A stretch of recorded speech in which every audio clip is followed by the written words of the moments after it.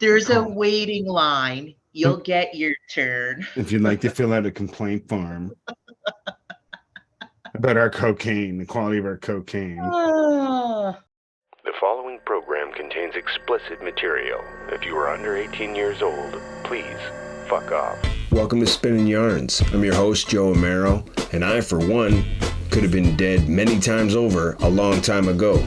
But for some reason, I'm still here. I've had a crazy life and met a ton of amazing people along the way who've inspired me. I'm going to invite some of these folks here to share some of their incredible and unbelievable stories with us. Who knows, we may even learn something along the way. There's way too much bullshit in this life. We need more real talk from real people. So sit back, chill out, and listen up, because we're spinning yarns.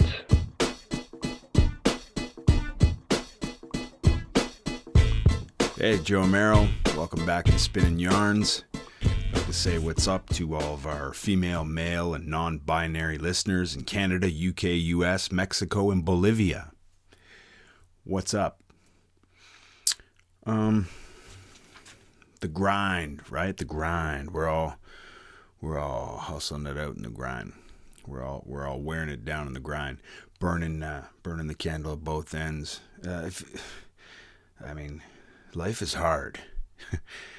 It's really hard. The struggle is real, and food is expensive, and you got to work to pay for that. And maybe you have some dependents, and you probably want to feed them too. And that's just the way it is. I commute for work, and it's brutal.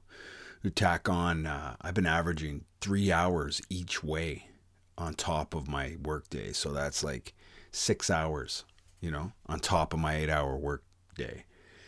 Unbelievable. It snowed the other day, and it took me 6.5 hours to drive home. I almost peed in a cup. It's no fun. Sometimes you just want to run away. Wouldn't that be nice if you could just pack it up, hop on an airplane, and fly away? And that's what my next guest did. She's a celebrated health professional. And after working through the pandemic, she decided to treat herself and to celebrate all her hard work by packing it all up and flying away. Imagine that. How cool would that be? You got to take care of yourself. And self-care isn't a bubble bath, right? This is the real world. Sometimes self-care is packing up your shit and selling your El Camino and moving to New Zealand. And we're going to talk to her about all that and more. A good old friend of mine, Trish Dribnenki, is here today. And they'd call her an experienced clinical instructor with a demonstrated history of working in the hospital and healthcare industry, skilled in crisis communications, community mental health and management, community service and leadership, strong research professional with a bachelor's degree focused in Bachelor of Science in Psychiatric Nursing from Douglas College. She currently holds the position as National Policy and Practice Lead at New Zealand Needle Exchange Program. But I'd call her a friend. Trish Dribnenki is one of the kindest, most generous, and amazing people I've ever met in my entire life. And so cool. Like, she is too cool for words. Heart of gold. And she did exactly that. She moved to the other side of the world. We're going to catch up with her now. Trish Dribnenki. It's a little bit dark, but That's all right. How's it going? good. How are you? All right. Cool to see your face. Yeah, it's good to see you. I had Good, this. good shirt too. Yes, you sent me this shirt many moons ago. Mm-hmm. Yeah, and I was looking for the name of the woman who runs it out there. Who puts these shirts out? Is your friend? Yeah, it's Alida at DCHC. Okay. We'll I'll link. send you the deets. Yeah, we'll link it up for people to buy a shirt because she sends proceeds to good people doing good things. Yes, It- 100%. yeah. This was never intended to be a harm reduction podcast, but like it's like everybody I talk to is like a harm reductionist, or it's like pretty much everyone I know who's alive is doing the work, because that's what else are you gonna do, right? What's the alternative? What kind of podcast was it going to be? Well, it still is exactly what I want it to be. Is I'm just chatting with friends. I'm just grabbing friends and penciling them in, getting them to get on this Zoom and just shoot the shit. Just Spinning Yarns is the name of it, and we're just shooting this shit. Oh my God, I love that. Yeah, Cool. Everybody's Thanks for inviting me. Yeah, thanks for coming. I know you're busy, and it's like a big time. You're in New Zealand. Yeah. Right? Yeah. So I'm in your future. I'm at 1:00 p.m. on Monday in your future. Wow. I know. You want to know how yesterday evening went? Well, you're gonna have a blast. Oh, good. We're gonna watch 2 Kevin Costner movies. Oh, nice. Yeah, I think I'll pick who I'm gonna go for. Oh geez, only two Kevin Costner movies. They're so hard to Field of Dreams. No, Dances with Wolves, right? Oh yeah, that's a good one. Dances with Wolves and geez, I don't know. Not Field of Dreams. I don't know what else he did. Did you watch Yellowstone though? I haven't. Pretty Last good. night we just watched the old greats, like The Bodyguard. The Bodyguard. And Robin Hood. And Robin Hood with no British accent, right? He's just Kevin Costner. Oh yeah, he's terrible. Terrible. Hi, I'm Robin Hood, right? Yeah. I'm Robin of Locksley, right? I was like, okay. Bud, it's cool. We'll be your merry men. It's all right. That's all right, Robin. I'll be in my trailer. Bad. Yeah. I thought he was a shit. Yeah, exactly. I was never a big fan. And then my brother-in-law, he's like, oh, you got to watch Yellowstone. And I was like, no, I don't. Right. Fucking cowboys. And, I'm not interested. And then I watched it and like the one episode in, and I was like, I almost cried. I was like, what? Like what?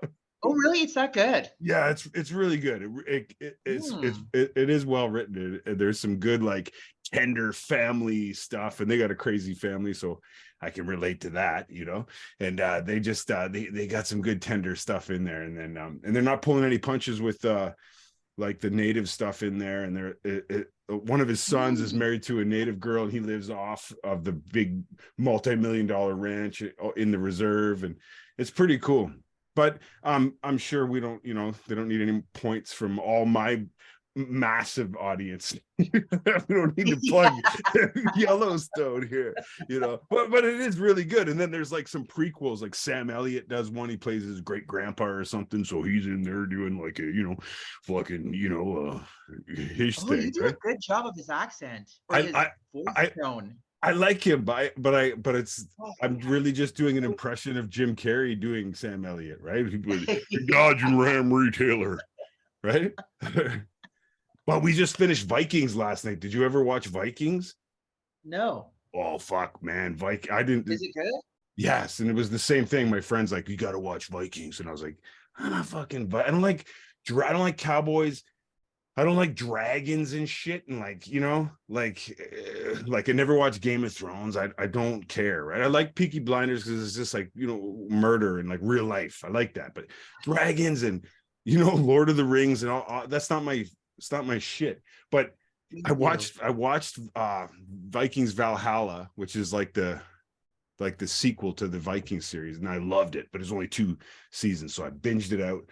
And then we started Vikings, and it's like 6 seasons, and it was like amazing, amazing. I could relate. Like I am Ivar the Boneless, like the harm reductionist fight, and all the people in the main building of the Christian hierarchy spitting on the druid, right?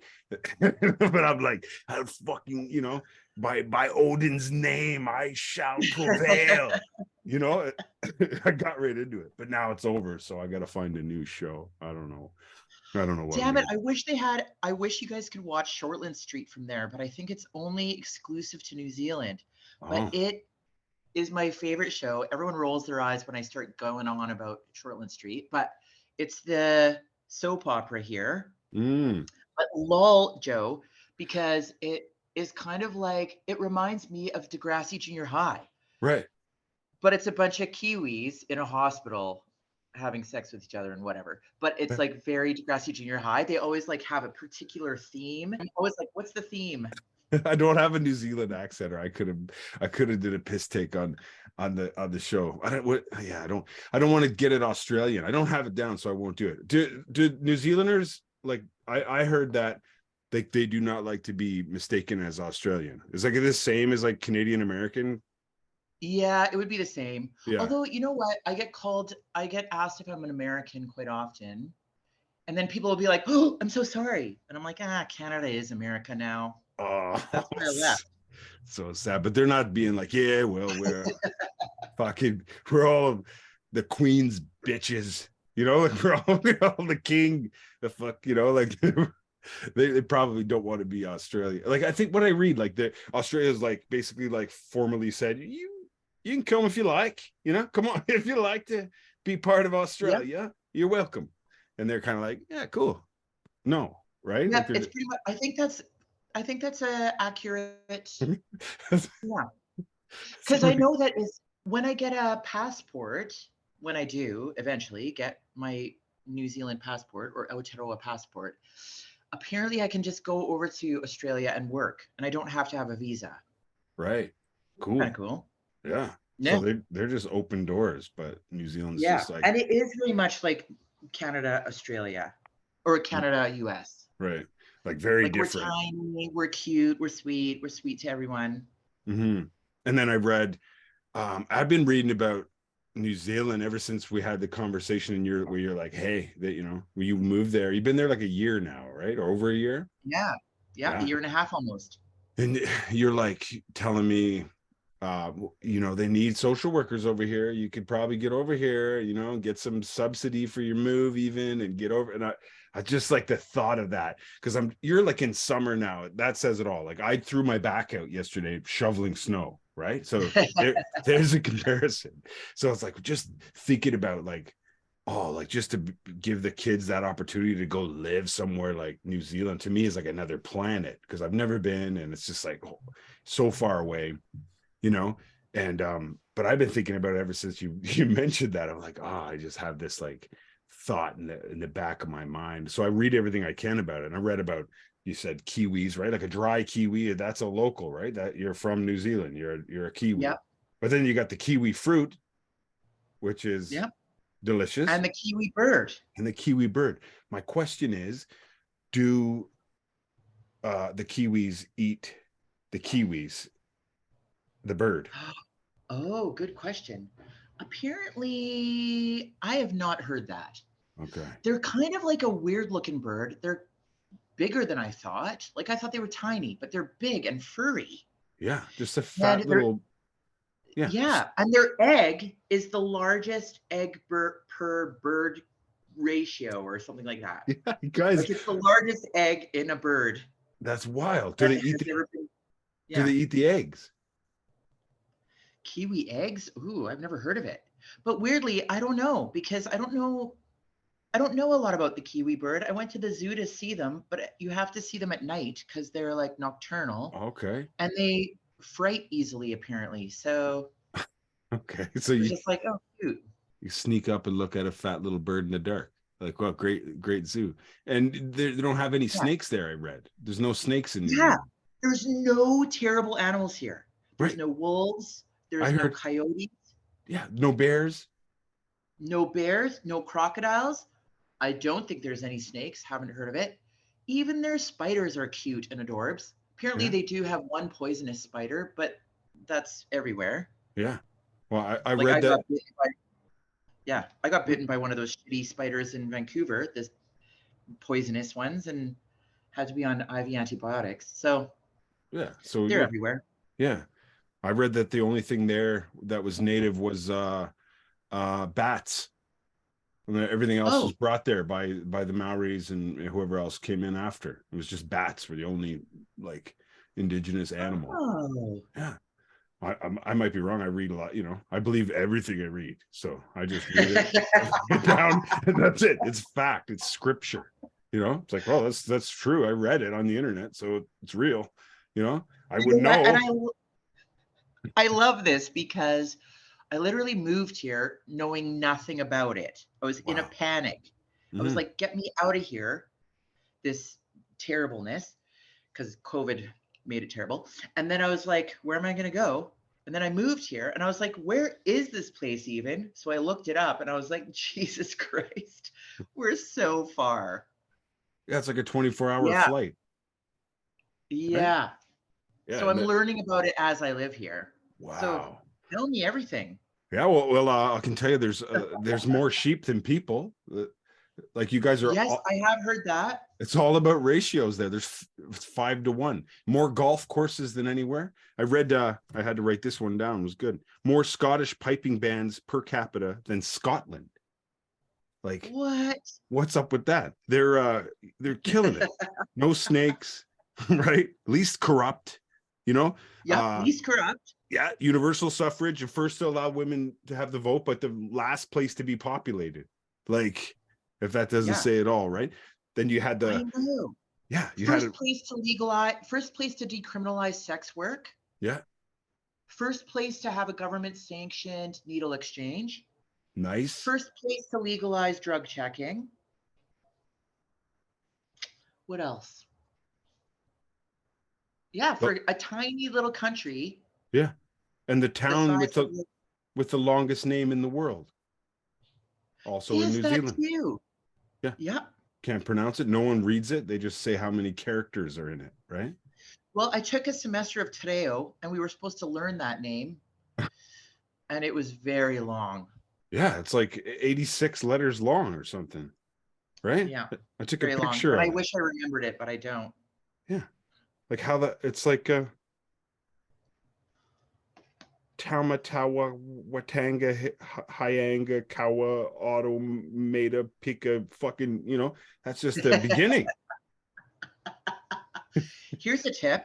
Yeah. So in the Te Reo language, in Maori language, the WH is one letter and it's pronounced F. So it's a F sound. So if you ever see WHAKA, that would be Faka. Faka. Yeah. Or like motherfucker. Yeah. I'll remember that. I'm going to write that down. Put that in my, put that right here in my New Zealand journal. Faka. New Zealand rules. Yeah. I love it so much. I can't even handle it. Yeah. You're loving it. And it looked like you went there. I don't like you were in Vancouver. You're a psychiatric nurse, right? By trade, right? And you're a big harm reductionist. You're out in Vancouver and the East Side doing your thing, right? Yeah. They give you like the best nurse of the universe award, right? But you tricked them and you celebrated by accepting the best universal nurse in the galaxy by leaving the country, fleeing the country, right? and securing permanent status on a tiny island in the Pacific Ocean, right? I know. It's jokes on you.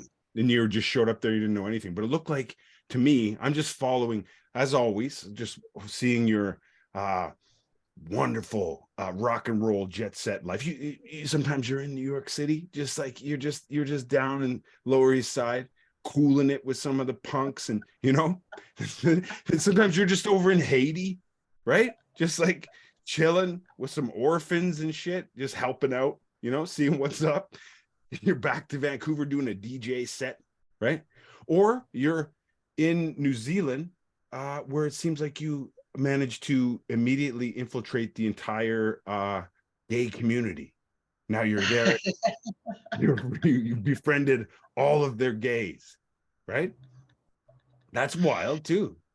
They don't know. It's pretty great. Yeah. It's an amazing rainbow community here. Yeah. I love it.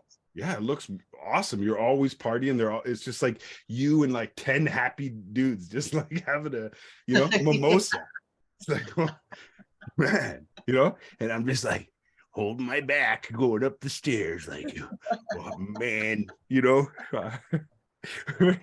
golfing and having a kiwi egg. Here I am.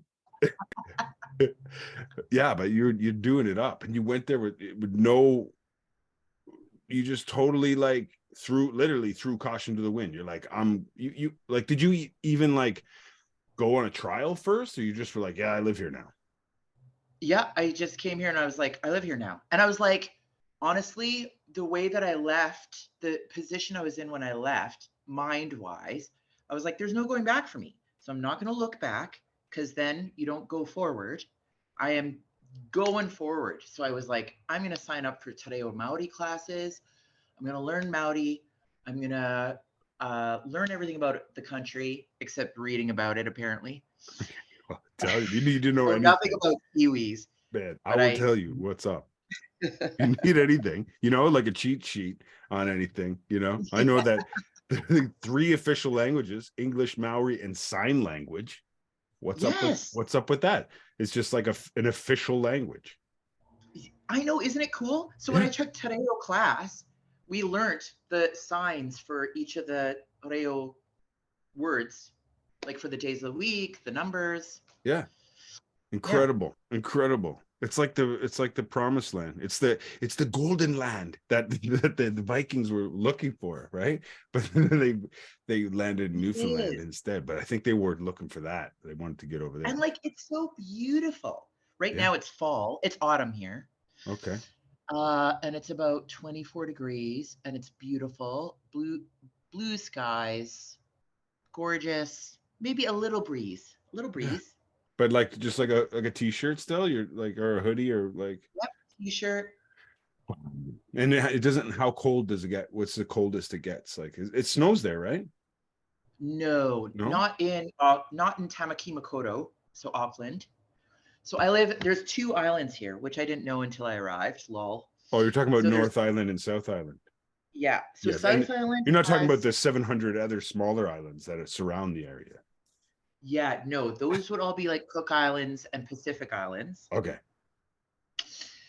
From what I know. Yeah, we just have the 2. Yeah. And which one are you on? North Island has Auckland. South Island has Christchurch and Queenstown. I like the north, the sound of the north. The north sounds better. Auckland over like Queenstown and like Colonizerville, right? Like come to like, it's like Churchland. No, I'd rather go to Auckland. Just if I was going on the names. I don't know. It's actually, you know what? Nice. You would love Wellington. Wellington's been voted the cutest capital, or the coolest capital city in the world by Lonely Planet. That's Wellington. Yeah. And what's so cool about it? Oh my God, it's effing cute. Has a great like rainbow community. It's all arts community, really good music. It's small and you just walk around. It's very walkable. It kind of looks like a little San Francisco. Cool. Yeah. Right on. Yeah. I liked San Fran. I'm going to get over there and just visit it. We're more and more talking every day about like, let's get out of here. Like how you say like Canada's just like the States. It's the same place. And right now everyone's like in Canada is like a redneck with a fucking Canadian flag and a fuck Trudeau and truckers rule like on their cars and trucks. And it's like, what the fuck are you doing? Like, I know. Like, relax. What happened? What are you doing? It's the same. And now it's like, it's the same old thing. It's like now you're complaining now because you couldn't, like you literally were walking over dead bodies in the streets for 50 years. Yeah. But now you can't be a wedding DJ, so it's you want your freedom, right? It's like, come on, I can't. I don't know. And then so the States obviously is like fucked, right? Like anti everything is coming back, right? Like all that, like the dark side is seeping in, right? Like all the Trumpers. It's terrible. Yeah, it's fucked up. So we think about it all the time. My wife's got citizenship. Her father's from Scotland, so she's working on getting that. And it's like, well, oh, cool. I would go there. I would go there just for the caber knit sweater.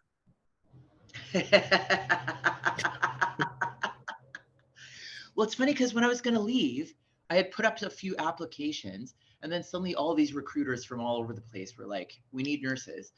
So somewhere in London, England wanted me to come, and they were like, we'll pay your visa, we'll pay all these things, you'll get this much wage, blah, blah, blah. But I was like, London can be so cold, like temperature wise. Yeah. Yeah. And I was like, I'd rather move to the subtropics.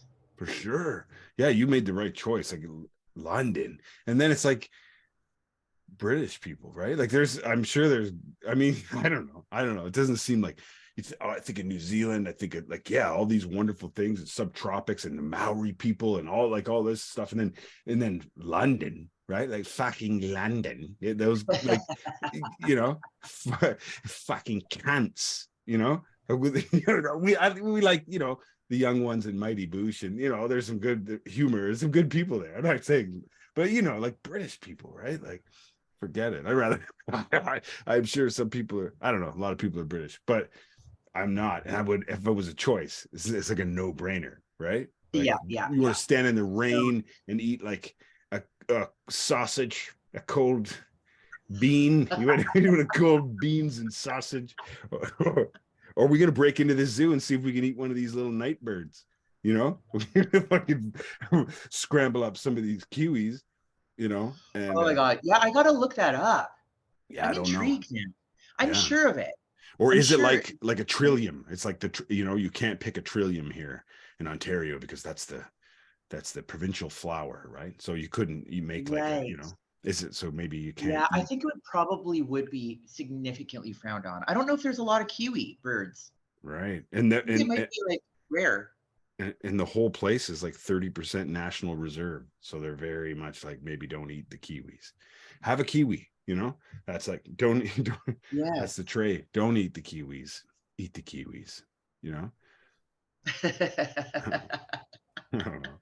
But what the fuck? So yeah. So that's the thing I want to talk to you about is nurses, right? Because like I always had like the utmost respect for nurses, and especially through the pandemic, you really saw like, you know, there was a divide. People were like, "Fuck you," and like, you know, they're hating on nurses and shit. It was like, you hate that, you hate to see that. And I always had so much respect for nurses, but then something funny happened where I started to work with them more and more, and it turns out that a lot of them are just fucking stupid and mean.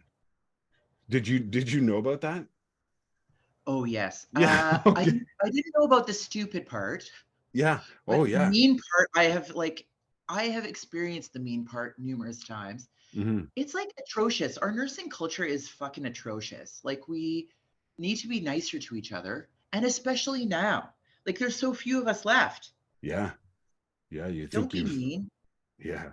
Be like it. It's like, and they're not just mean to like other nurses. They're mean to people. Yeah. They're burnt. They're get just this. I had to go to a walking clinic in Christchurch.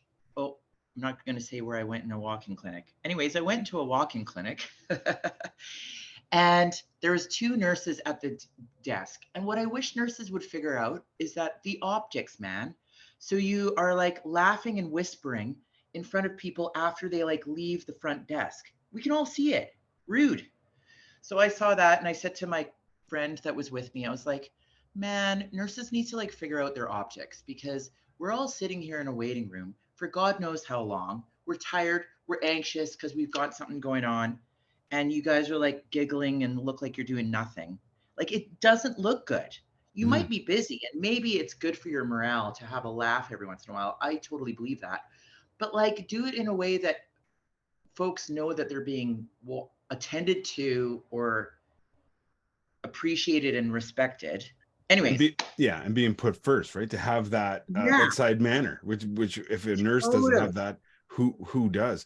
And so I've come to a point where it's like, I don't care what your title is. Like, I'm like, you know, eyes first. If you're I don't give a fuck if you're a brain surgeon. If you're an asshole, then, you know, we're looking for a good a nice brain surgeon. You know, I don't want the asshole working on my brain, you know?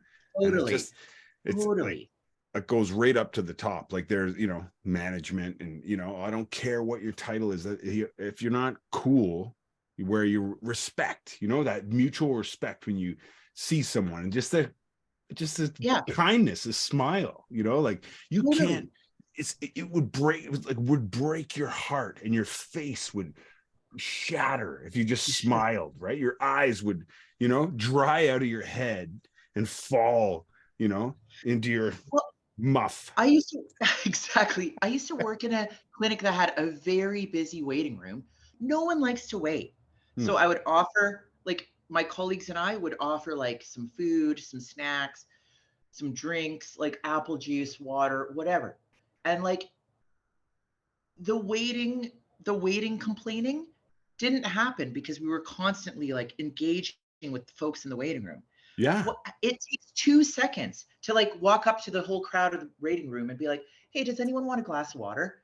Even if I said, no, thank you, I'd be like, wow, you've noticed me. Yeah. Now I can wait another hour. Yeah. You've alleviated all the tension in my world because you've acknowledged the fact that I have to wait here and it sucks. Just 100%. By acknowledging it, and saying, hey, this, I don't know, it sucks to wait, but here you want to, So it's funny, I went into that clinic like 3 days ago or whatever, and I walk up to the nurses a second time because I was like, I'm sorry, but I'm quite anxious. I have some pretty significant symptoms. I thought I was having another stroke, to be fair. So I was like, I'm having some pretty significant symptoms, and I'm just wondering when I'm going to get seen because I'm feeling like this is an urgent situation. And they were like, yep, as you can see by the board, there's 19 people waiting. Wait your turn like everyone else, with that tone. And I was like, fuck you. So I was like, oh, I'm sorry. I know. I'm just wondering, like, I know that you triage. So I'm just wondering if I'm triaged in any way. Yeah. And they were like, yep, like I said, sit down and wait your turn, like that. And so I was like, okay, you know what? I don't like saying this, but I'm a nurse too. So from nurse to nurse, your attitude is reprehensible. That's what I said. Nice. It's reprehensible. This is unacceptable that you're treating any of us like this. Like, seriously, this is embarrassing. Yeah. And they were like, okay, yeah, fill out a complaint form then. That's what they said. So it's like your default customer service, passive aggressive robot voice. Like that's where what it's come to. You can't even like pretend to be nice, like you can't even fake it. It would kill you to fake being nice. Like who likes their job? It's like, I don't like my job either. I'd rather be shoveling shit at the Woodbine horse track where no one's going to talk to me. And I just got to put 8 hours on the shovel, and how many barrels can you get today, Twitch? Then deal with you, but I have to, because that's my job. So I'm going to, I'll put my best foot forward, and fuck, I know, or even like, even if you had to say like in human services, I've had to say like, I don't really have the capacity for this conversation right now. You know what I mean? Yeah. But like, let's talk about it. Like, give me let me finish what I'm doing. I'm going to come back. Like, not just the cliche, like, well, let's stick a pin in it and circle back and, put that in there. But for real, like, I've had to say, like, just give me a minute and I'll come back to this. But even that's honest and respected. People are like, yeah, okay, yeah, fair enough, right? Because it's real. You're just real.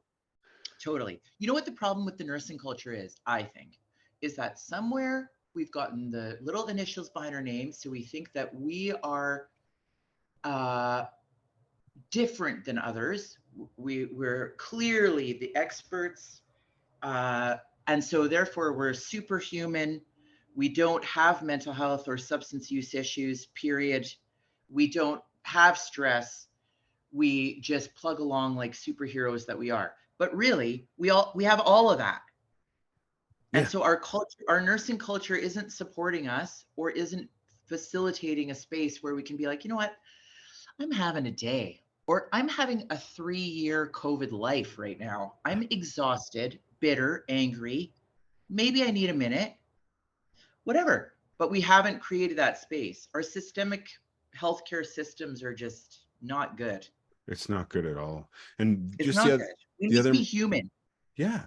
You need to have more. It's the same, and like this that's the same right across the board. Like that's the police conversation. Like you need to have, you need to have those people with the lived experience working with you, like the mobile crisis team. Like, yeah, we got a cop, but we got the social worker who will actually listen to you too. You know what I mean? Like maybe a nurse needs a little buddy, like, hey, Susan, you know, I got this. I got this one.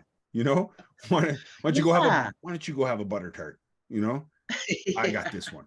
You know, oh thanks, got goddamn butter tart's been burning a hole in my pocket all morning. These fucking people just want to talk. They want to talk and talk. My daughter woke up the other morning screaming, crying. Her throat was sore, and her throat on her neck was all swollen and red. Yeah. So we're like, oh my god. We call telehealth right away, you know, because it's like, what could this be? They're like, you know, you should get to Emerge. So we drop the older girl off at school and we go straight to Emerge. First thing the woman says is, there's a children's hospital down the road. You might have wanted to take her there. And it was like, yeah, I might have not have wanted to move to Hamilton at all in the first place, but here I am. So now you're going to see us. Right? It's the first thing she says. It's like, it's a fucking emergency room. Now we're going to split hairs on, you know, it's like, I'm sure they have a better cafeteria too. And, you know, I'm sure their nurses have a higher quality of life and are friendlier, you know, and then we sat there for 6 hours and they're like, then they're just like, oh, we'll give her some Advil. And it's possibly a swollen salivary gland. Is that right? Is that a real word? Salivary gland? Salivary Dali gland. Salvatore I kind of like salvatore better. Yeah. Let's rename it. Yeah, they said maybe mumps, but probably not, because it's not on both sides. But just send us on our way. And then we're like, well, we got to go. And they're like, well, you need to wait. We have to do a swab test. It's like, no, we have to go. We have another kid. We've been here for 6 hours. And you're saying you're not, like, we have to fight you because you stick a Q-tip in her mouth now after 6 hours. Like, we're leaving. And they're like, well, you can't. It's in the tube. The test is in the tube. The woman freaking out about the tube. I was like, I don't even know what that meant. I was like, well, I'm leaving. I'm going to get my other kid. You left my wife there to fight her. And then I just swung back and got them later. And they won. So I don't know what the tube means, but there's a whole, they got a whole world where it's just like, you're going to do what we say. And it's like, no, you're going to do what I say. Like, you work for us, right? Like, we're the ones that need help in emergency. Wild to me. It's funny because, like, in customer service, you go to a place, they want you to have the best experience so that you speak highly of them and that, you know, you can come back. But for some reason in healthcare, we're like, no, we're going to treat you terribly. I don't know. I don't get it. Why would we want to treat people terribly? Because then they just keep coming back more and more and more and more. And then we're like, why do these people keep coming back? Well, yeah, because we haven't listened in the first place. We're treating people badly. So they're like, or they avoid completely. They're I know a lot of folks that rather die than go to the hospital. Yeah, and that's terrible. Because they're like pimps. Then they got you on that. Their pimp hand is strong. They're like, I'm just gonna keep abusing you because you need it, right? You know you love me, like you have to come here. It's abusive. That's abusive relationship. Yeah, it's so weird. Yeah, we can do so much better. And it, like, for that nurse that told you guys you could have went down the street. Yeah. Did that make anyone's job or life easier?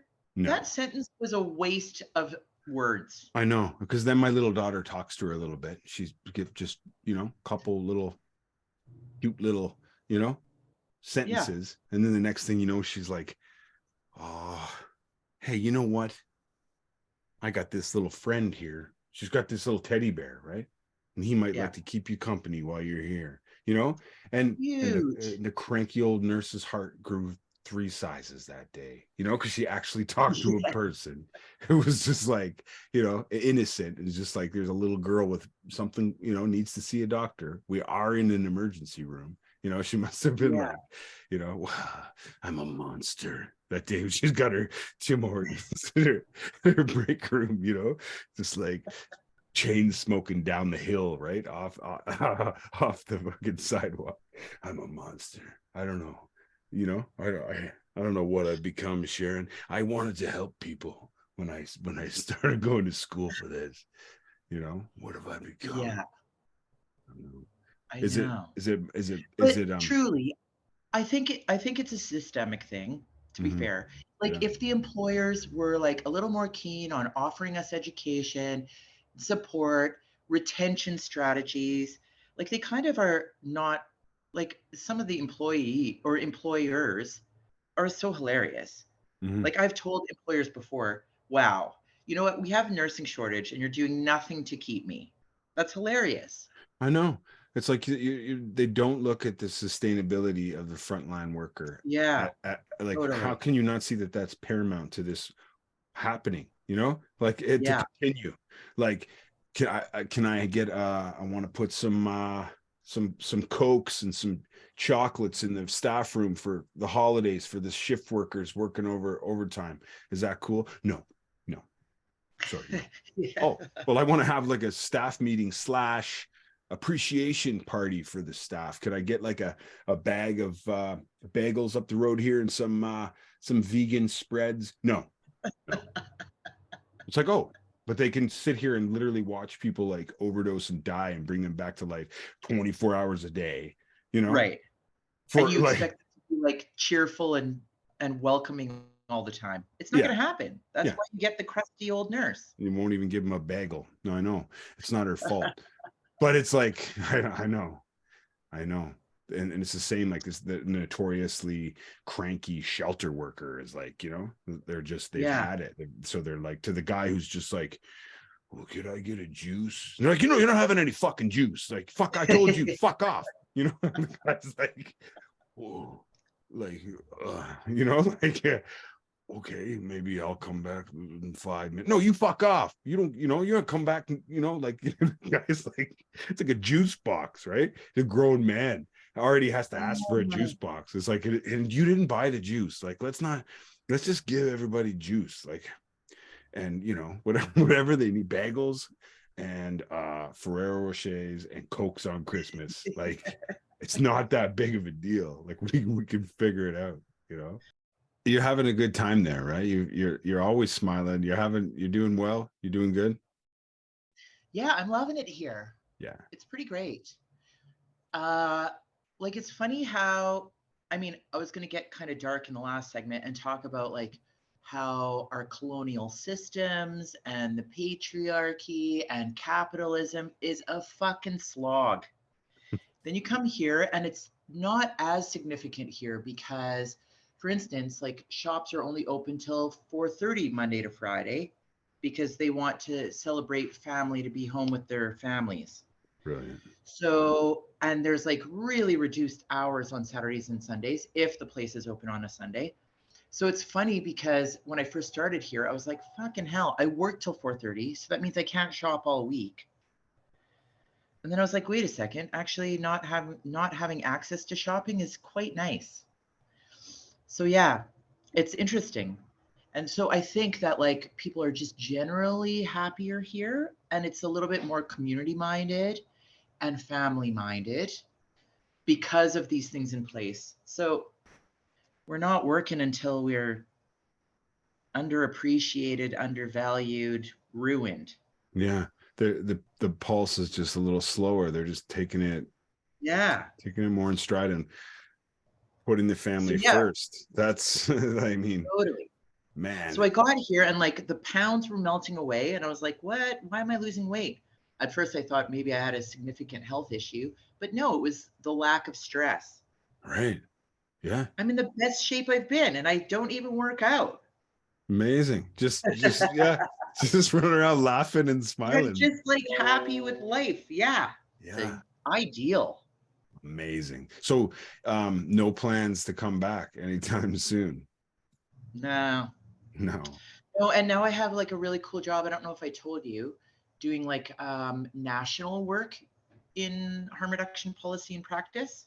So I get Wonderful. to fly all around the country teaching harm reduction to folks or meeting really cool folks and learning about harm reduction here. So it's Amazing. cool. Yeah. So Yeah. you're like, wow. So you're like a boss. You're always a boss, but like you're like now you're like a boss over there. You could probably like hire me, right? I could probably work for you.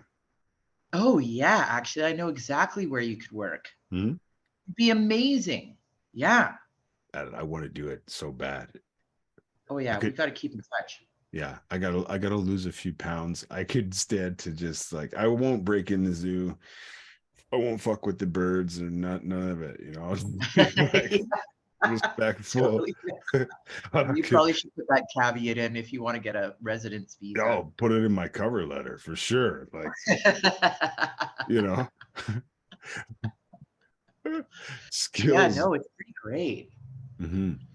That's awesome. Yeah. And you still get away from there now for vacation. Now you got some time away. I saw you took off and where you were down in New York, and you're living the dream. Yeah, it's a bit of a jaunt to go anywhere. Yeah. I have to say that. Yeah. I think the closest place is like 4 hours on a flight. That's a lot. Is that Australia? I think it might be one of the islands, like Rarotonga or Samoa. Wow. So it's just pretty isolated, eh? Yeah, it's pretty isolated.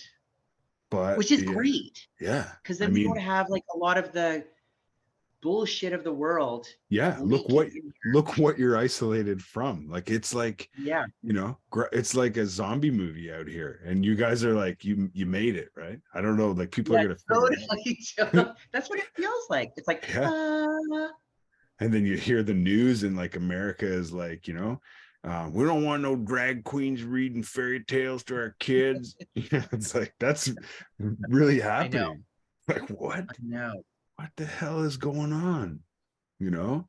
How is that even happening? What I don't understand is somewhere we've like lost our voice and we don't feel like we can speak up. Like, just in general. Well, the nurses need to speak up to their employers. Clients, FIOTA, need to speak up to the nurses. Mm-hmm. People need to like speak up. We just need to like start talking about what's pissing us off. Yeah, and talk together, talk it out. Like, that would be the answer, is to just talk it out. But I don't know. Like, everything fucking. I remember when Trump, when he won, we stayed up and watched, and I never give a shit. It's like, whatever. The fucking states is fucked, and it's all puppet government. Like, I don't care. They're all, you know, Satanists, and you know, like a fucking Illuminati fucking weirdo Camp David, you know, worshiping an owl in the redwood forest at the fuck, you know, like, whatever. But when I wanted to see Hillary take it over Trump, because when he got in and it was real, it was like, this is really happening. This is, you know, it's not a reality show. This is like, and then he won. And I was up that night. It went really late in our time. So it was like fucking like 1 or 2 in the morning or some shit.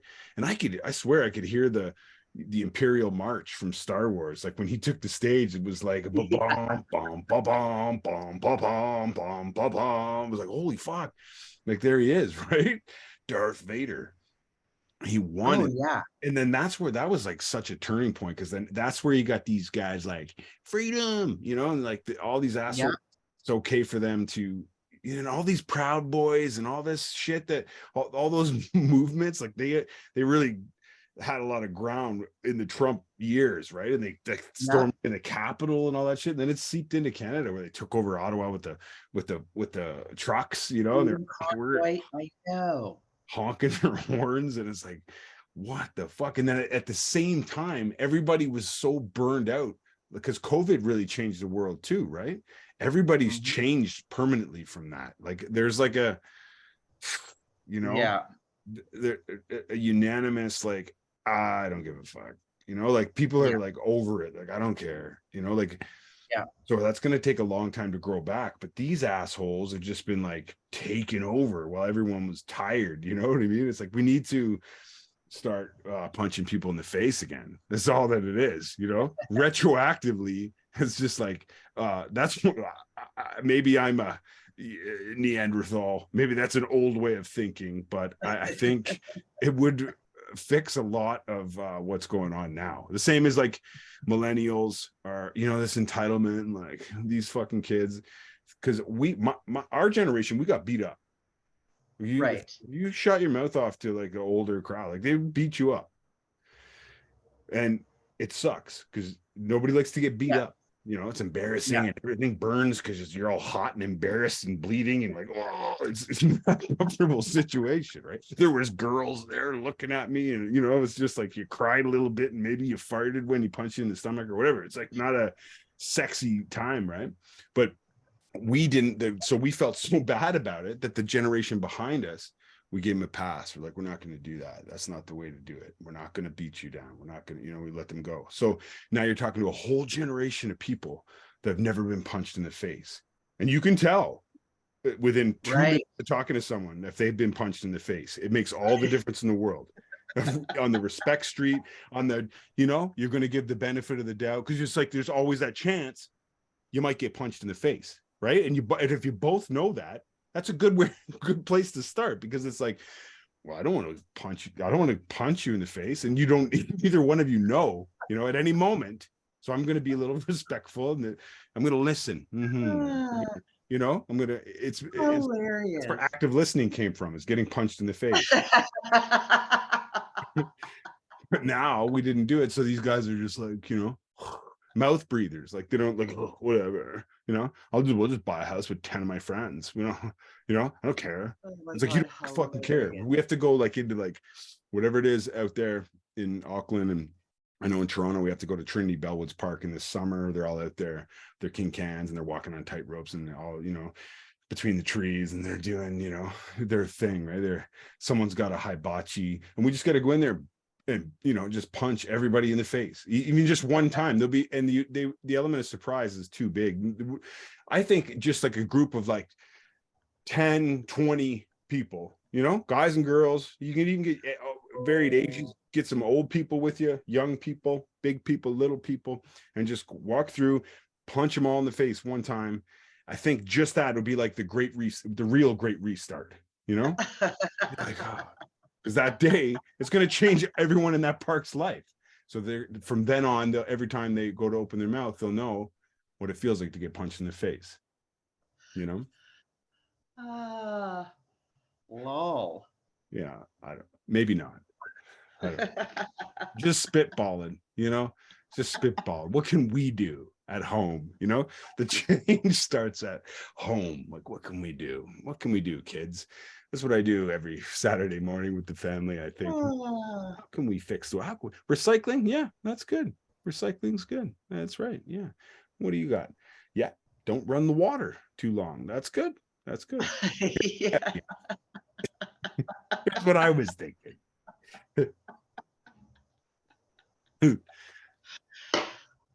Actually, I have to say, I'm excited about the millennial generation.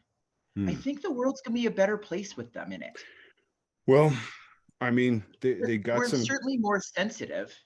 Yeah, definitely more sensitive. They've got some, they've got like a lot of great ideas on like all of the inclusiveness and all this, all that language and stuff. That wasn't even like, we kind of like inherently lived by that code, you know, especially like the punks and stuff. It was like, it was totally there, like all this stuff.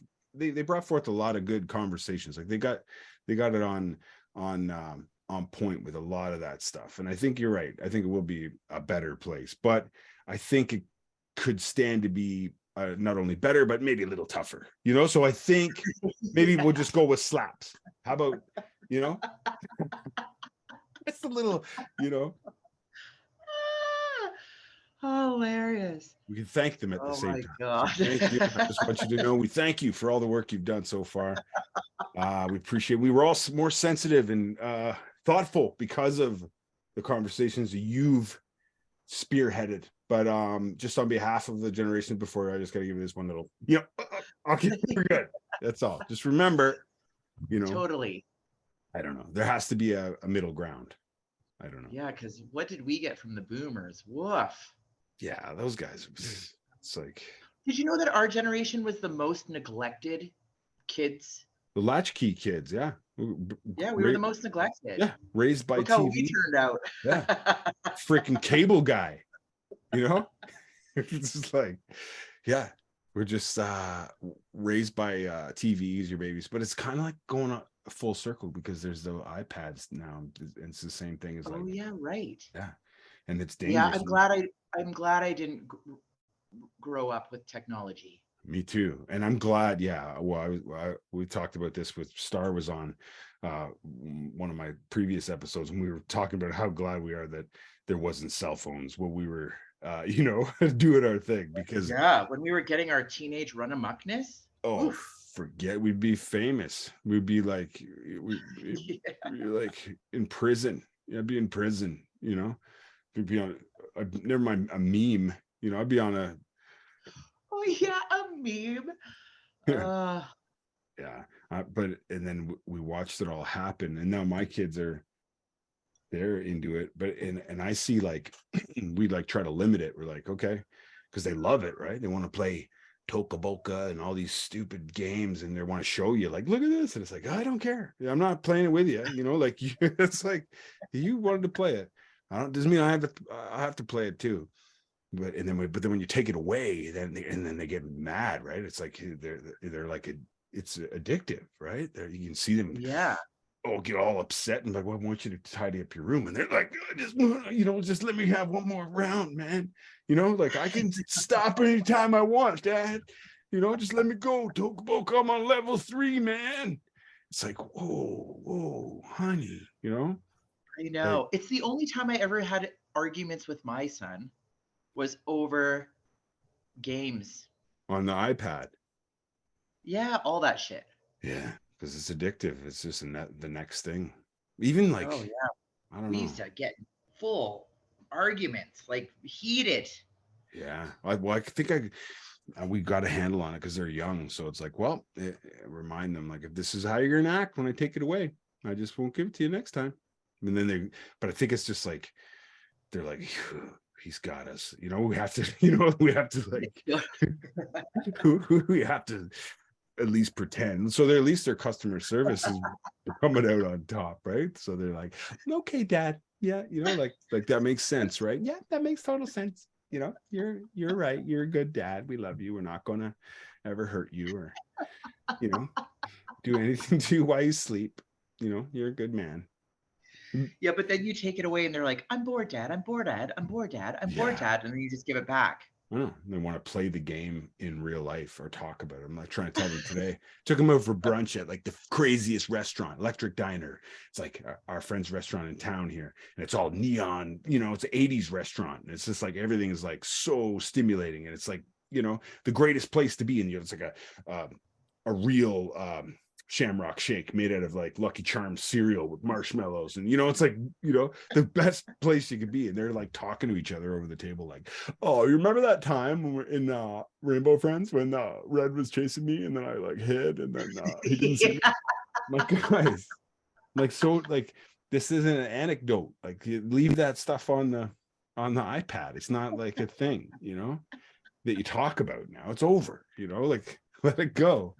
How's your milkshake? Oh, it's good. I got red and green and blue, just like Rainbow Friends. It's like, whoa, I know that little monkey on your back. I see it. It's addiction. We're playing Scrabble tonight. God, cute. How old are your kids now? 9 and 5. Oh my God, so old. Yeah, I know. 9 and 5. Holy shit, where has time gone? My son just is turning 28. That means I've known you for about 28 years. Or more. Yeah. Yeah. Yeah. Wild. Whoa. Oh, yeah. Yeah. We have been like all over the place in those 28 years. Everywhere. We've been but not really all over the place. Pretty consistent, I think. Like, you know what I mean? Like, I know people in those 28 years who've been all over the place, and it's like, I don't talk to them. You know what I mean? Yeah. Because they're all over the place. You know what I mean? Like, lots of shit has happened, but we've been pretty consistent. You know what I mean? We're pretty much like, right? Like, different circumstances, but it's like the same person. It's like those kids. You ever see that series 7 Up? It's a British. No. Now I feel bad. I called all the British cunts, but they did this good thing on the BBC years ago. It was called 7 Up, and the guy's thesis for this. Yeah, you got to watch it because. And he said, give me the boy, and I'll show you the man. Right. So he took all these children from all over different you know, different backgrounds in London, you know, or where I think they're in London, you know, all different backgrounds, all poor kids and private school kids and public school kids and all these different kids. And he asked them all the same questions. And then he went back and he interviewed about, I think there was like maybe 10 kids, boys and girls, you know, black kids, white kids. It was a mix of everybody, right?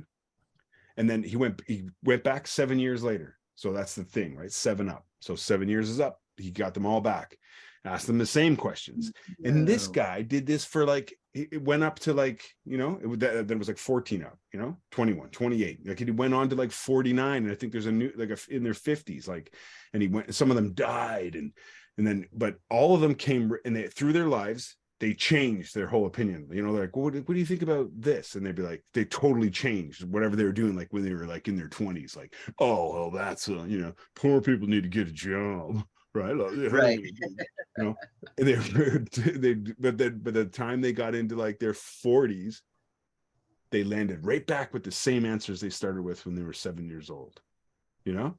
No way. Cool. Yeah. Very cool to watch. Yeah. And one of them went right from like pompous, like one of the private school kids. He was like, well, you know, I'm from have this life as I'm entitled to these things because my family has you know, earned them, and you know, they're, you know, so I'm allowed to be a cunt, you know, like. and then he kind of like came in his 20s and he was like doing like I don't know, like missionary work or something with his church. And he was like, help, well, you have to give back and all this stuff. And back right to the end when he was older, he was like, no, I'm going to stay with the money. You know, after it turns out I'm a cunt after all, you know, like, it's a really, really great series. You got to check it out. 7 Up. I am going to check it out. It is funny though. Like when I think about being in my 20s, I don't want to ever revisit that era, but fuck, I was like, convinced and incensed about everything. I don't know how many petitions I started in my 20s.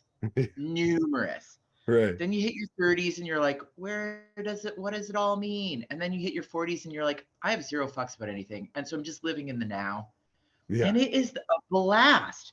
I love being in my 40s. Me too. Yeah. I'm in a really comfortable place where it's like I know it's still, there's still the struggle of the day-to-day stuff, but really like behind the scenes, it's a lot easier because you're like, whatever, man. You know, like, you know, like, this is not a hill I'm going to die on, where I died on every hill when I was in my 20s. That's exhausting. Yeah. Oh, it is. Except now I'm like, oh, so what's happening today in this old body? What paint's coming off the walls in this old body today? Oh, the eyeballs. Okay, eyeballs are worse today. Oh, tomorrow it'll be knees. Yeah, that is kind of freaky. That's starting with me. I had some trouble. I got these specs now, and I've had like ocular migraines and all this stuff going on, and where I went blind while I was driving down the road to work. And I was like, scary, like, you know, oh, like shit. Yeah. And then I saw it and I'm thinking this is a brain tumor. You know, this is neurological. This isn't normal, you know? And then it turned me into like such a hypochondriac, and they send me to the eye doctor, and he's like, he checks my blood pressure and everything. And I was like, that's pretty thorough for an eye guy, right? He's dedicated. He gave me all the tests, and he's like, well, I can't tell you that you don't have a brain tumor. And I'm like, what? He's like, because I'm an eye doctor. So what I can tell you is there's some very, you know, explainable reasons why your vision is having the difficulties it is, you know, due to your eyes, you know. But then it's like he gave me glasses, and I still left thinking like, well, I got a brain tumor. You know, this is a brain tumor. No, it's nuts. You know, trying to go to sleep. you know, you ever have that thing when you're laying down to go to sleep and you're just dozing off, and then you get that like you're falling or something. You know that thing? Yeah. But like now, like last night it was happening. But I was like, I was trying to fall asleep, and it'd be like, oh my God, I'm dying. You know, now I'm dying. That's my brain. Like that is hemorrhaging, you know, like I'm gonna die. And I was freaked out. I had to go to the basement and watch Star Trek. You know, I was like, I'm scared to sleep. I needed some Captain Kirk. There's no doubt. I know we're like the opposite of invincible now.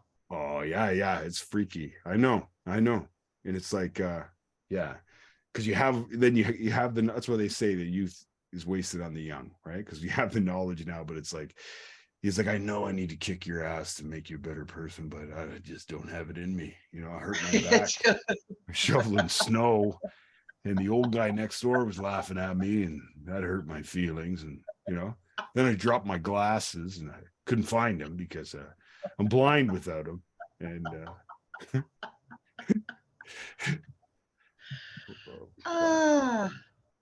when were you a bodybuilder? Was that in your 20s, 30s? Yep. 25. 25. Yep. Yeah. You've done it all. Right. Yeah. Yeah, no shit, eh? Yeah, you signed that petition.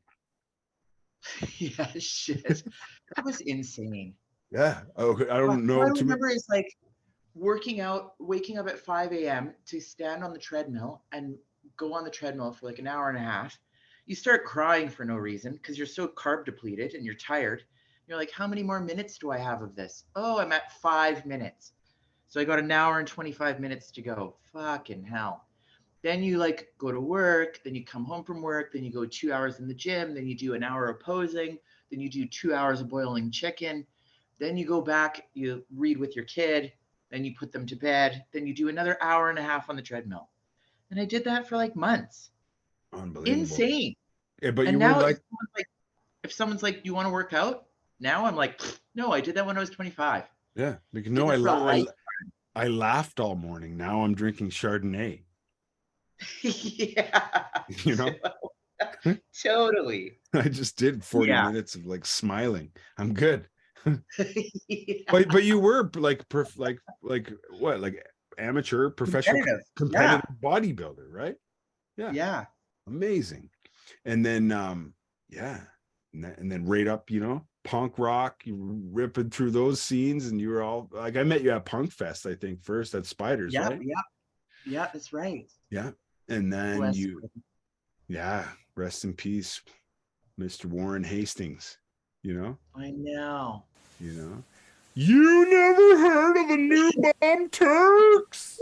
I was just about to go into his speech too. Oh my God. He's so funny, man. He was the best. He saved my life. I went out there and kicked heroin. He let me live in like a A-frame cabin on a swamp out at his place on a little island. And he'd call, that's cool. And he'd just be like, twitching. I'd come down. It was like a big 100-foot footbridge across the swamp, and I'd come into his cabin, and he'd have prepared some chicken cordon bleu. You know, he's like a gourmet chef.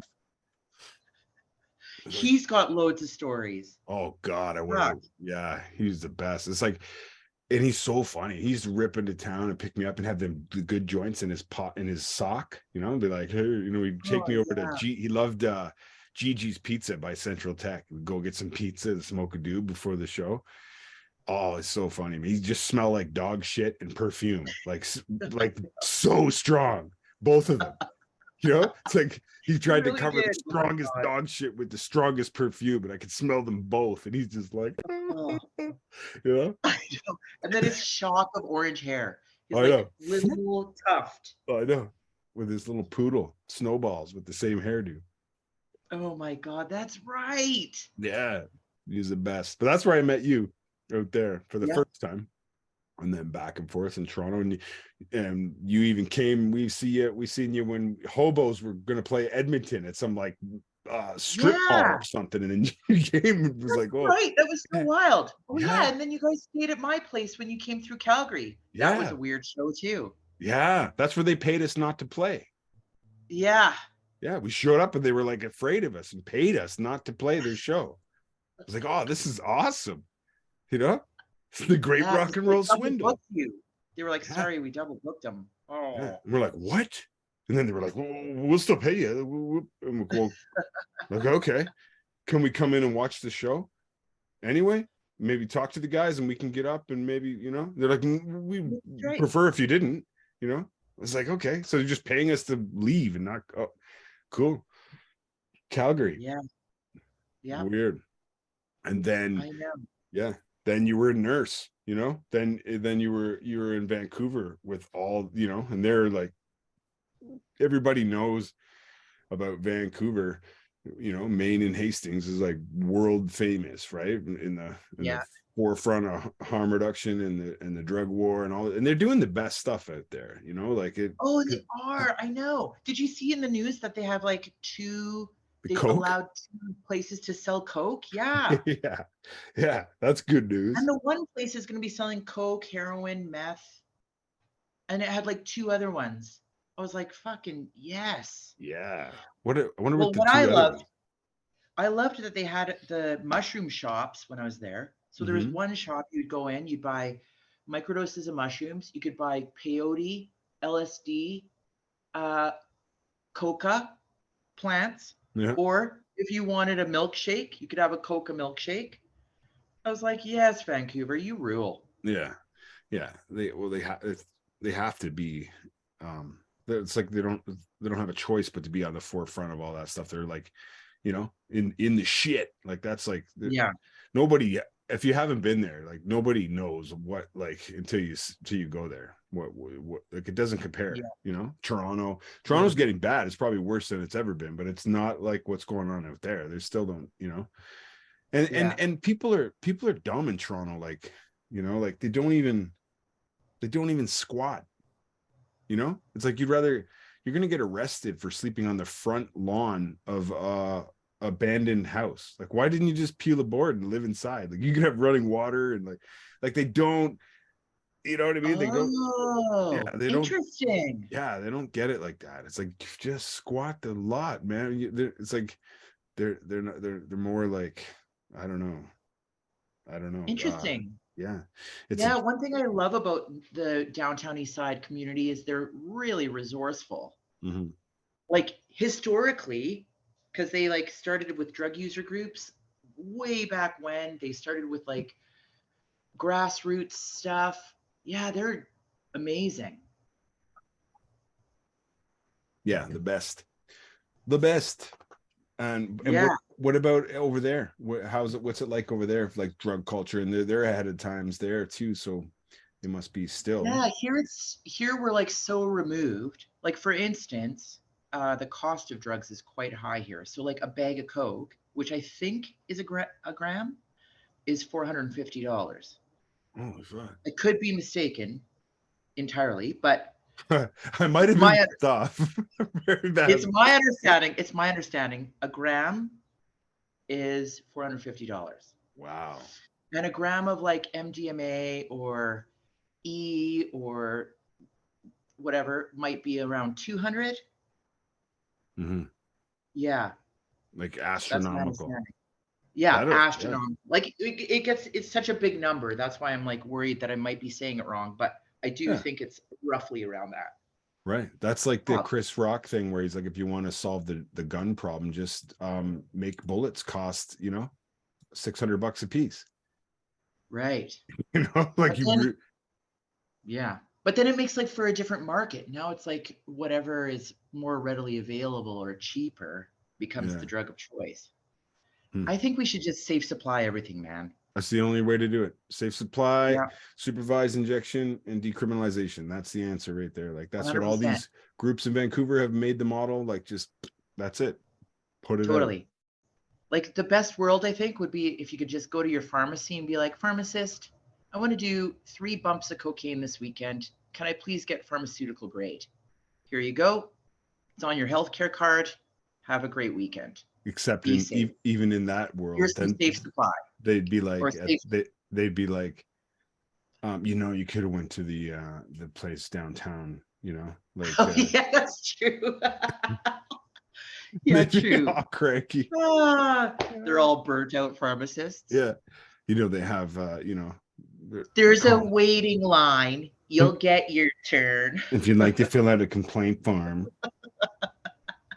About our cocaine, the quality of our cocaine.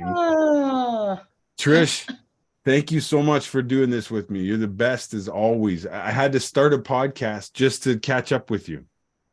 You believe that? Oh my God, but let's do this for real though, actually. Yeah, anytime. Do like a check-in every once in a while, yeah. Anytime, I'm always there. Anytime. Because You're still working in harm reduction, right? Oh yeah. Yeah. Yeah. Oh, yeah. Yeah. Yeah, we need to support each other. Let's do it. Let's chat. And I want to chat about possibly, coming there and working at the zoo. Yeah.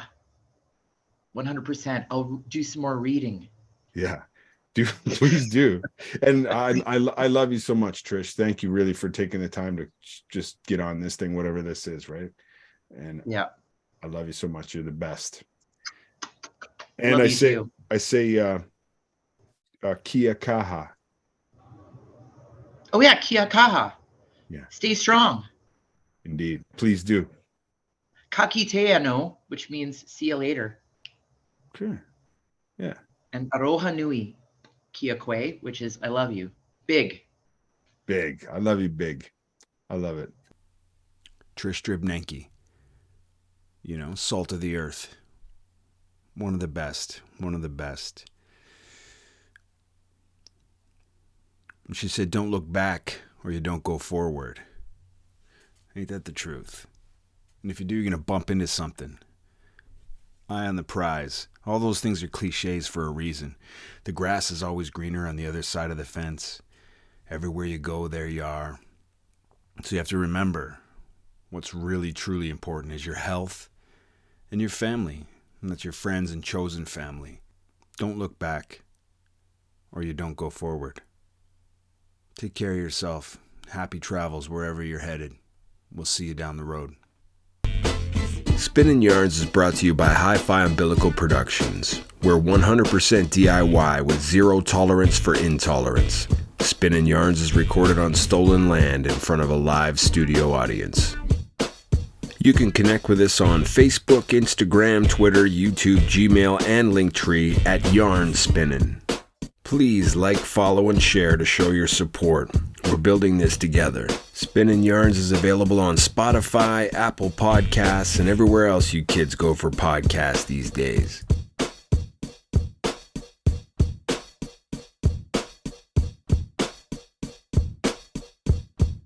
If you'd like to be a guest on the show, reach out. Let's shoot the shit. We're just spinning yarns, connecting with respect and respecting the connections. Peace be with you, and let the peace be known.